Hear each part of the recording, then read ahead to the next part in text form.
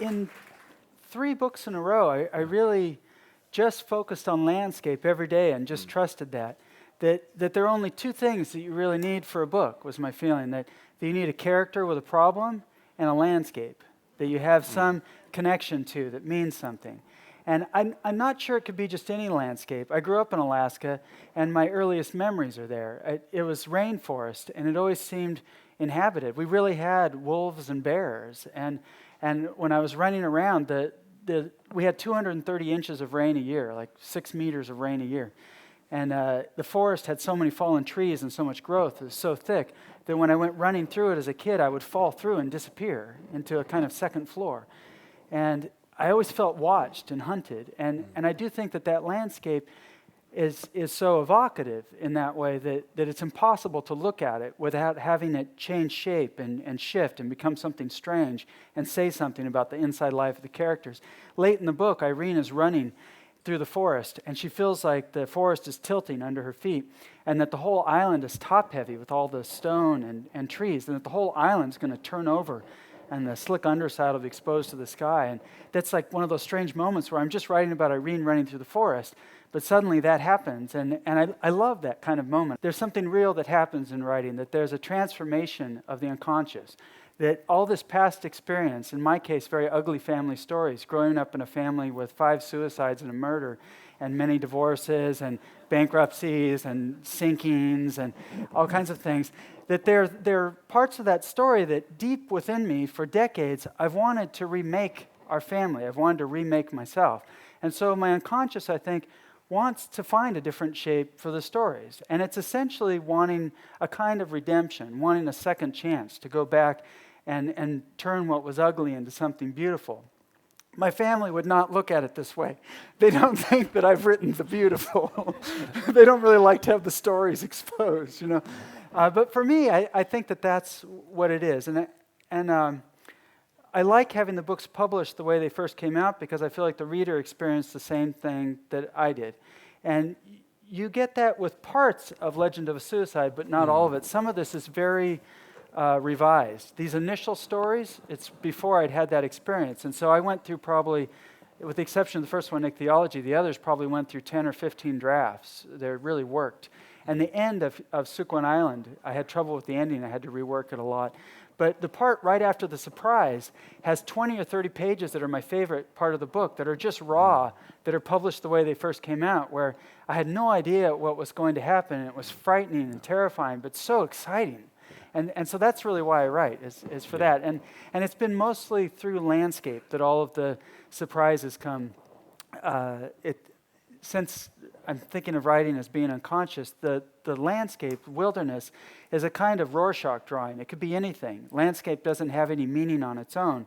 It's neutral. And so we can fill it with anything. And so in each of these books, I'm describing the place, describing Alaska, and then in Dirt and Goat Mountain, the next 2, describing California. And it's through the place that I find out what the inside life of the characters is going to be, what the story is about, what the shape of the story will be. Yeah. Sorry, kind of long answer. Oh, that was great. No, but what really surprises you halfway through Sukwon Island is I don't think I'll spoil anyone's reading by saying someone else dies that you think is going to die. In Legend of Suicide, my father's suicide is in the background, and he asked me to come spend a year with him in Alaska right before he died when I was 13 years old, and I said no. And very soon after is when he killed himself. So I felt really guilty. I felt that if I had said yes to going and spending that year back in Alaska with him, my parents were divorced and I was in California, that if I had gone back up, that maybe my father would still be alive. And I still do actually think that may be true. It may be that if I had said yes, he would still be alive, which is a shitty thing that suicides do to everyone in the family. You know, everyone in my family has something like that. My uncle went to the airport with him, and the therapist had said, don't leave him alone, separate his guns and shells, go to Alaska with him. My uncle had his ticket. He's there at the airport. But my father, who was his older brother, who he'd always looked up to, was manic depressive. And he talked him out of it. He convinced him he was fine. You know, he was in a manic stage and everything was good, and he convinced him it was fine. So my uncle didn't go. So imagine how guilty my uncle feels. You know, he was told what to do and he didn't do it, and my father killed himself. So it's just a crappy part of the legacy that I think everyone gets with suicide. But there's a wonderful second chance and redemption in writing, in that Suquan Island, the boy and father go homesteading for a year. And I had no idea what I was doing at the time I was writing, but I can see clearly now I wanted a second chance. I wanted to be able to say yes to my father and go spend that year. And what came out of the story is all that I was afraid of in him, all the real reasons that I said no to going up there. I was afraid of his despair and the effect that that despair would have on the kid. So it's a wonderful gift to be able to have that second chance to go back.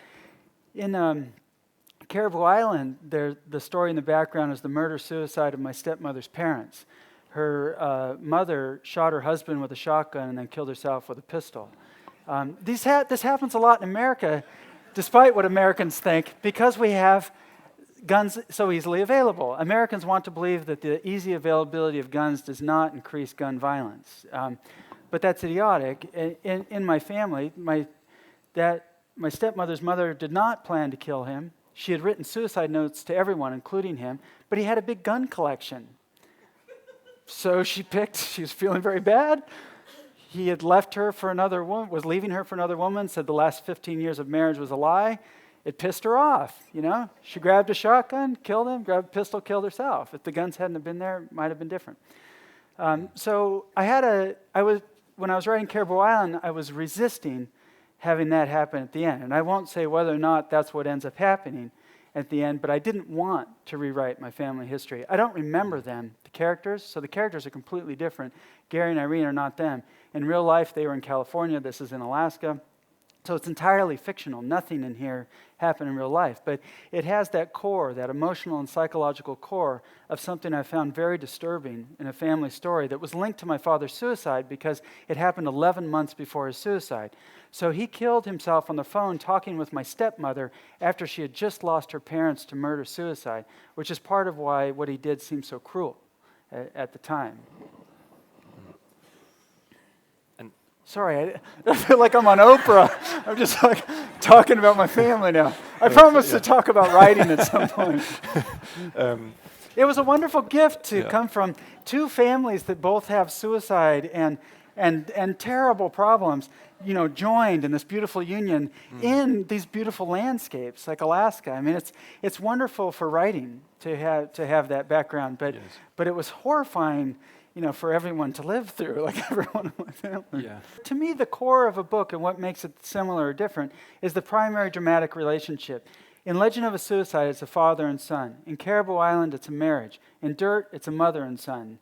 That makes the books entirely different. Also in literary form, Legend of a Suicide is a novella framed by 5 short stories.